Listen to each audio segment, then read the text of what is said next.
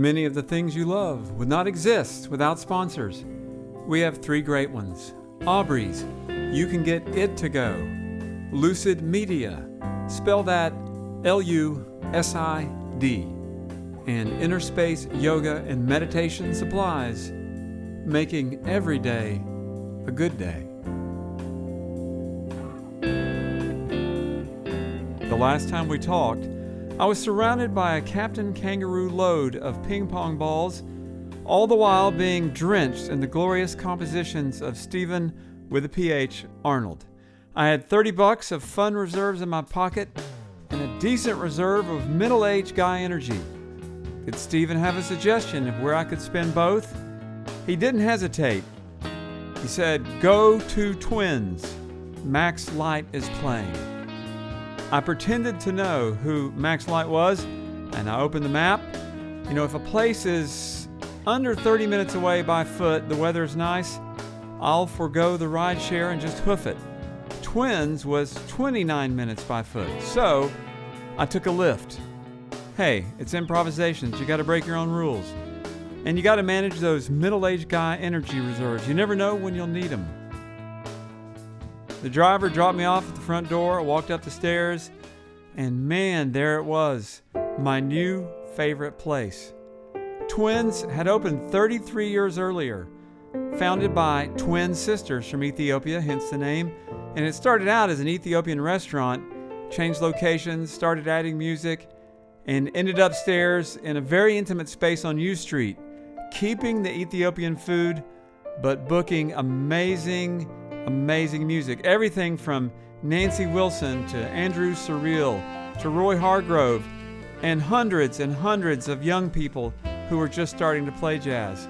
And let me tell you about that Ethiopian food. Fabulous. No, scratch that. Fabulous, all caps. And the music, the same, all caps. Twins is for listening, eating, and being happy. The sound is superb. The bands are quality. The fans are fans, you know, they really want to hear the music. I mean, there was a guy there recording the show with these incredibly expensive microphones. I'd like to find him again. And then there was Max Light and his trio. He was impressive. Maybe impressive in all caps. He was a guitar player from DC who definitely had a love for Monk, pushing a lot of boundaries, very interesting compositions, and the trio delivered an intense, joyous performance. The happiness reserves were overflowing. Man, I just sat there and had a great experience. It was a dang near perfect day, and I walked home all the 22 minutes back to Logan Circle. Max was busy playing on stage, so I didn't interview him, but I did get a chance to interview him just a few days ago. You didn't know it, but that was your very last performance at Twins. Yeah, and I grew up just outside DC, and I've been playing at Twins for, I want to say 13 years. I started going there when I was in high school, when I was a teenager, and got my first gig there, I think when I was 18. So yeah, long time playing at Twins, really long relationship with the Twins themselves, and it's really sad to see that club close. Twins had been a staple of the DC jazz scene as long as I had been a part of it. You know, you could always go see someone playing at Twins, and they were also one of the most welcoming and encouraging clubs in the city. Like, you could book a band, you can really book yourself there even if you weren't well known on the scene, you know? And as long as you brought people, they were happy to have you. So yeah, I think my first ever gig under my name when I was in high school was at Twins Jazz Club.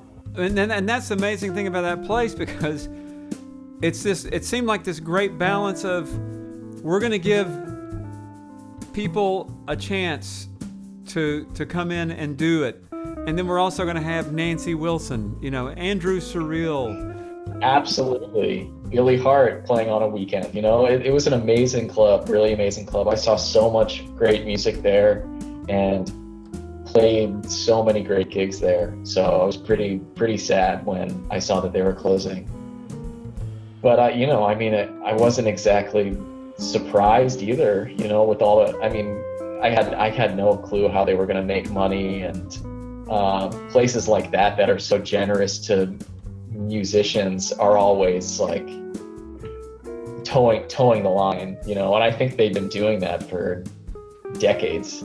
Yeah, it's just sad, man. Really sad. I'm just glad that I got to play there one last time with my band, my music, play a weekend.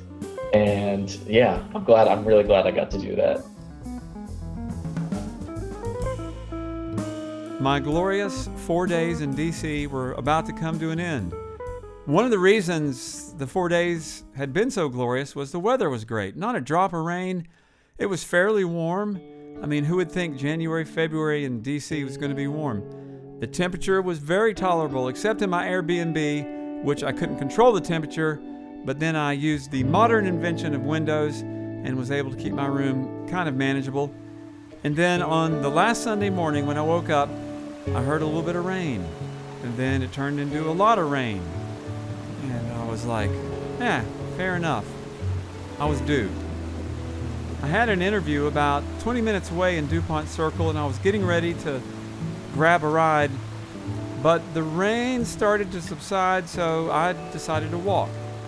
I was ahead of schedule, so I meandered more than walked, past the actual circle of Logan Circle, and past the giant militaristic statue that I never bothered to investigate. Then was the Whole Foods, which I both appreciated and resented depending on my level of hunger and how much cash I had on me. There was that Thai place I was going to try, but not enough time. And then there was this curious elephant statue in someone's front yard, or I don't know what it was. And then it sort of just slowly turned into a neighborhood full of old, beautiful brownstones, shaded by some trees with age on them, people bustling about, heading to and fro. Then my meander sort of slowed to a shuffle, and then I just stopped. And at that moment, as if on cue, the sun came out, and things started to warm up. Birds began singing their best songs. I could even hear these beautiful church bells in the distance. And I thought, hey, there's no better place to be than right here. There's no better moment than this moment. And it felt like I had dropped some sort of weight I didn't know I was carrying.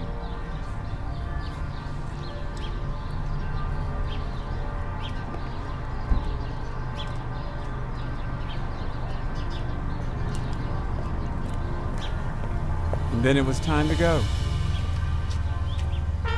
I arrive in DuPont Circle and I go straight to teaism because number one, I love an encore.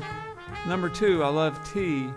And number three, I'm going to interview SaltmanKnolwes, a jazz institution in Washington, D.C. They've been together like 20 years. They have 7 excellent records. Their new one, maybe their best, it's called Almost. It references a famous baseball book. Great compositions, great playing.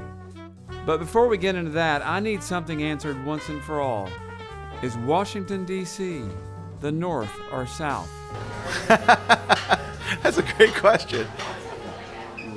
I'll take a stab at it. I think it's a little of both. I think for me it feels more northern most of the time, just because it's a very liberal area. D.C. is probably 80 or 90% Democratic, so it has that northern feel, but there's some southern things that seem to pop in, and every once in a while you forget, and then you're like, oh right, we are technically in the South. I'll split the difference. I'll go up south. It does have a northern sensibility, I would say that, but we're still in the South. I could say that pretty cleanly, and honestly, we're still in the South. There are distinct moments when I feel I'm in the South. Like when? When I get pulled over. When I go into certain establishments, like the older clubs, like one we were about to play. I won't name it because that might piss them off. Oh yeah. But it's not fun.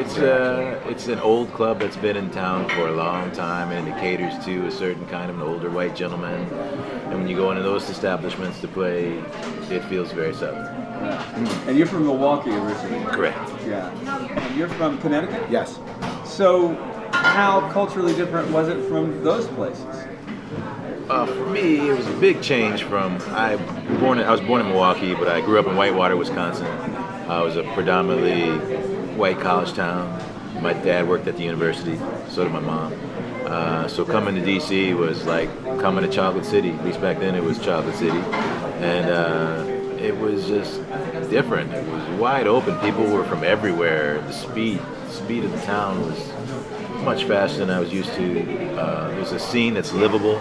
We'll get into that, but you can actually go out and gig and make a living. You can pay your rent, and that was one of the things that was alluring about the town. Well, for me, I think Connecticut in the Northeast can be a little bit colder in the way people. It takes a minute for people to warm up to you and just to say hello sometimes.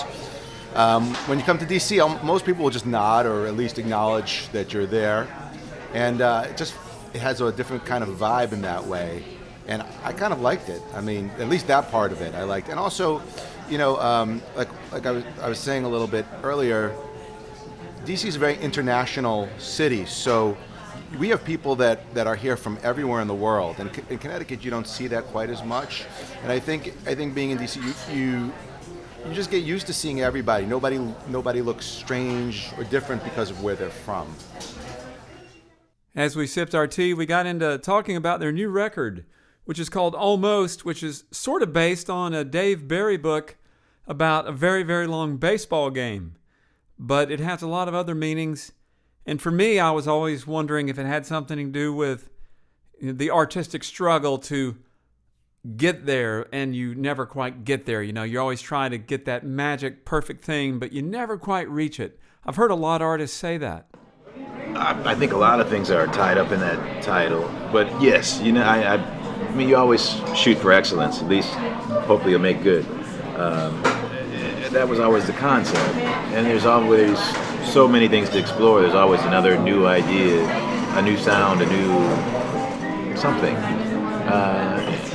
And if you can even almost get to it, to me, is a success. At least you're following your muse. The end is when we're not here anymore, and up until then, I think we want to try and keep creating and keep growing as best as we can. I think that's what life is about. I don't think there's some end point to when you stop trying to do new things. I think that was sort of we both studied at UMass with Yusef Lateef. And I think that was one of the concepts he sort of passed down to us, which is, he I think he was in his early 80s when we were there, maybe. And he was always interested in something new. You had a new concept. He loved hearing about that. And he would talk for hours about, what does this mean? And how is he thinking about things musically and just in life? And I think it's a wonderful philosophy that we learned from him. One of the things he's well known for is bringing different cultural sounds into jazz. He's not the only one to have done that, but he went to Nigeria to study Nigerian music, and he's gone other places in the world, and he was always about trying to incorporate new things into the music. And I think in his music he's done a lot of that. He's both experimental and, in a sense, still traditional in what he does, and that everything he has still has structures. And so I think we try to capture some of that essence of who he was with that sound. One of many that he's known for.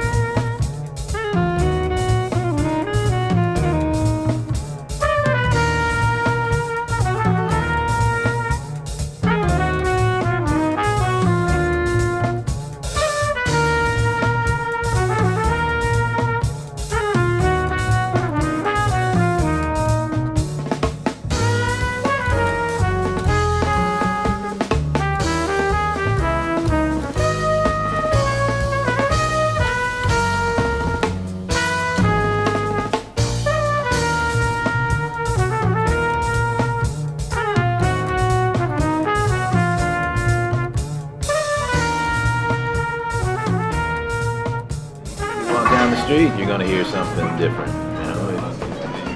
just all these people are here, and they have different sounds, they have different music. You flip through the radio stations. It's like, oh, I want to hear some Latin flavor. I want to hear some reggae. I want to hear it all smashed there together, and you hear all these sounds together, and you start writing that way.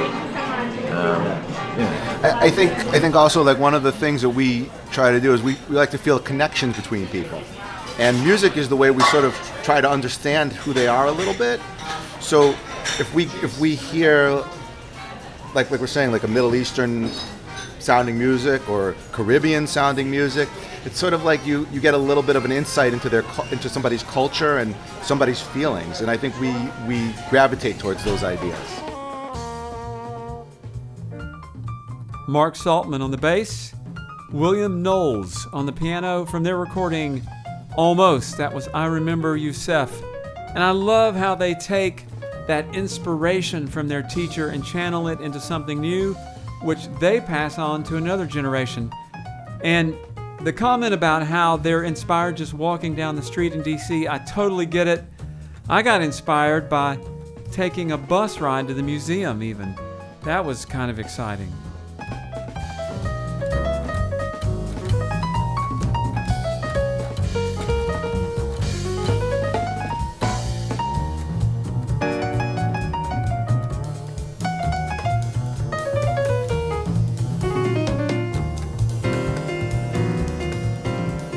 So one of the main gigs I wanted to go see, I was actually sort of building the whole podcast around this gig. Well, that gig was canceled because of the Super Bowl. Yeah, at the last minute they decided they wanted to watch the Super Bowl. So no gig, but I did have the free time, so I made the most of that.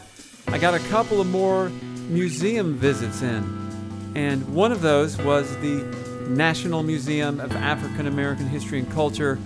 Definitely a must-see. I was in a hurry, so I took bus number 52.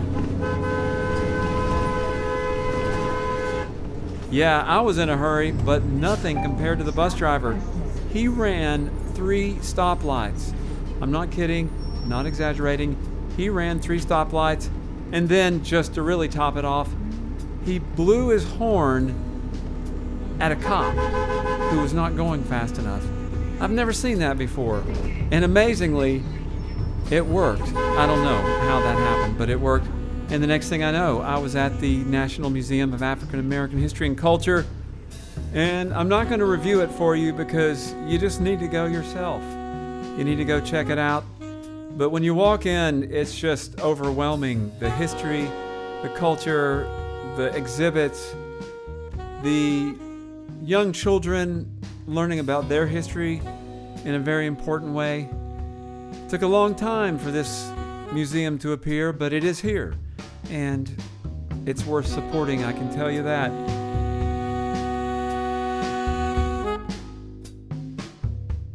With this jazz odyssey starting to evaporate, the train was on the way, I decided to just hit a few more museums, Air and Space, Asian art, and enjoy music on the mall. There was a jazz keyboard player out there playing jazz standards, but he would stop when a family with kids walked by.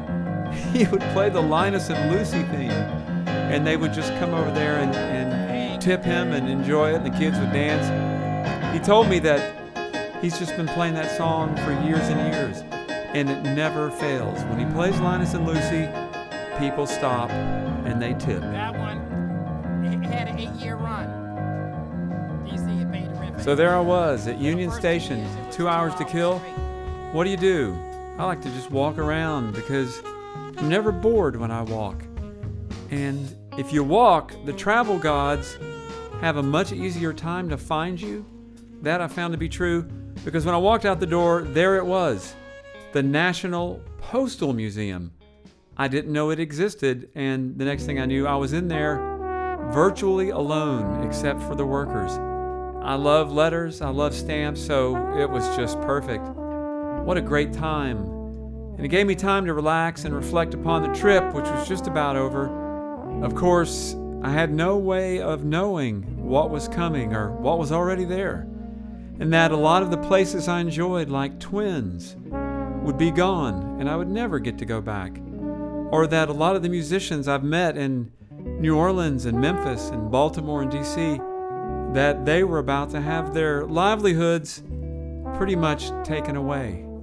And I talked to Saltman and Knowles recently, and they told me they're collaborating online. And you can go to Facebook, just search Saltman Knowles, and you can see what they're doing. They're hanging in there the best they can.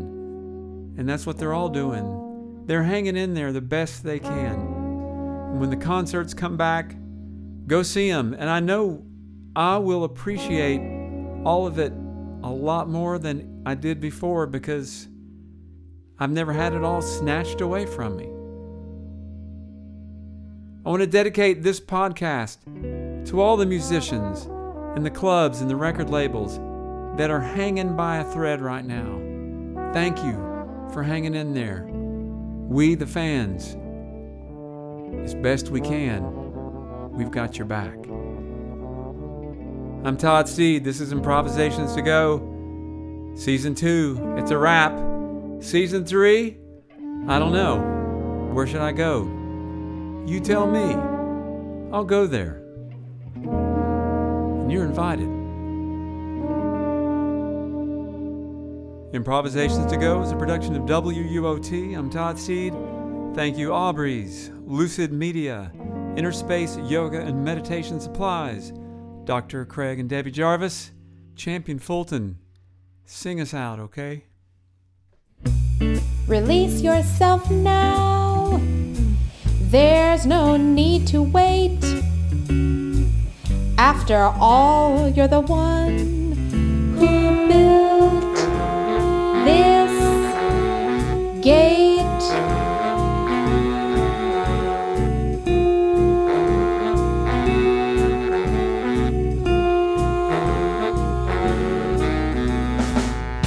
There's people out there try to bring you down. Release them all right now. Right now.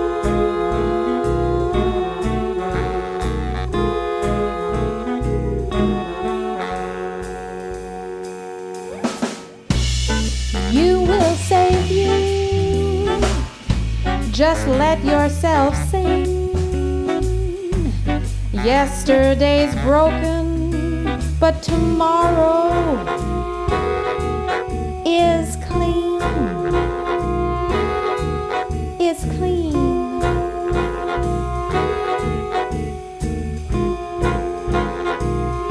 It's a dream.